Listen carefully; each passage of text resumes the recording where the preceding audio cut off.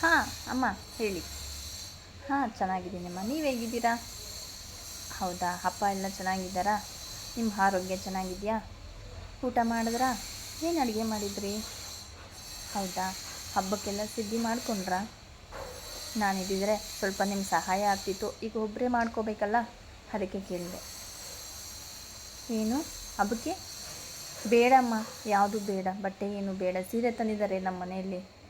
ಹೌದು, ನಮ್ಮ ಅತ್ತೆ ಮಾವ ನಮ್ಮ ಯಜಮಾನ್ರು ಹೋಗಿ ಎಲ್ಲರಿಗೂ 3 ಜನ ಸೊಸೆಂದ್ರಿಗೂ ಬಟ್ಟೆ ತೊಗೊಂಬಂದಿದ್ದಾರೆ.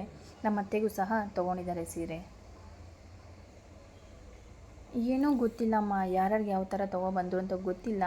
ತೊಗೊಬಂದಿದ ತಕ್ಷಣ ನನಗೆ ಟೀ ಮಾಡ್ಕೊಬಾ ಹೋಗಮ್ಮ ಅಂತ ಅಂದರು. ಅಲ್ಲಿ ಹಾಕಿ ಇದು ನನಗೆ, ಇದು ನಿನಗೆ, ಅದು ಅವ್ರಿಗೆ ಅಂತ ನಿಮಗೆ ಯಾವ ಸೀರೆ ಬೇಕು ತೊಗೊಳ್ಳಿ ಅಂತ ಹೇಳಿ ಅವರೆಲ್ಲರಿಗೂ ಹೇಳಿದ್ರು. ಅವರೆಲ್ಲ ಒಂದೊಂದು ಸೀರೆ ಎತ್ಕೊಂಡು ಉಳಿದಿದ್ದು ಒಂದು ಸೀರೆ ನನಗೆ ಕೊಟ್ಟರು ಅಮ್ಮ. ಇಲ್ಲ ಪರವಾಗಿಲ್ಲ ಅಮ್ಮ. ಅಯ್ಯೋ, ಅವರು ಕಮ್ಮಿ ರೇಟು ಕೊಟ್ಟು ಸೀರೆ ಕೊಟ್ಟರು ಅನ್ನೋದು ನನಗೇನು ಬೇಜಾರಿಲ್ಲ. ನನಗೂ ಒಬ್ಳನ್ನ ಗುರುಸಿದ್ದೀನಿ ಅಂತ ತಂದಿದ್ದಾರಲ್ಲ, ಅಷ್ಟೇ ಸಾಕು.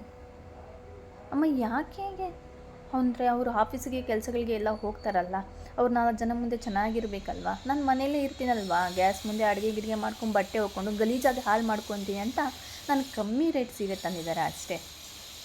ಹೌದಮ್ಮ, ಅವ್ರಿಗೆ 5,000 ಒಬ್ರದ್ದು, 9,000 ಒಬ್ರದ್ದು. ಹೌದಮ್ಮ, ನನಗೆ 500 ರೂಪಾಯಿ ಅಮ್ಮ. ಸಾಕು ಬಿಡಿಮ್ಮ, ನಂಗೆ ಅದೇನೆ.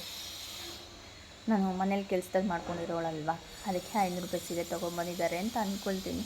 ಸಾಕುಮ್ಮ, ನನಗೇನು ಬೇಜಾರಿಲ್ಲ. ಯಾಕೆ ಹೇಳಿ, ನಿಮ್ಮ ಮನೇಲಿರೋವ್ರಿಗೂ ನನಗೆ ಏನು ಕಮ್ಮಿ ಇಲ್ಲದೆ ನನ್ನ ಡ್ರೆಸ್ಸೇ 8,000 9,000 ಡ್ರೆಸ್ ನೀವು ತೊಗೊಬಂದು ಕೊಡ್ತಿದ್ರಿ. ನಾನು ಯಾವ್ದು ಇಷ್ಟಪಟ್ಟರೆ ಅದೇ ಡ್ರೆಸ್ ನೀವು ಕೊಡಿಸ್ತಿದ್ರಿ.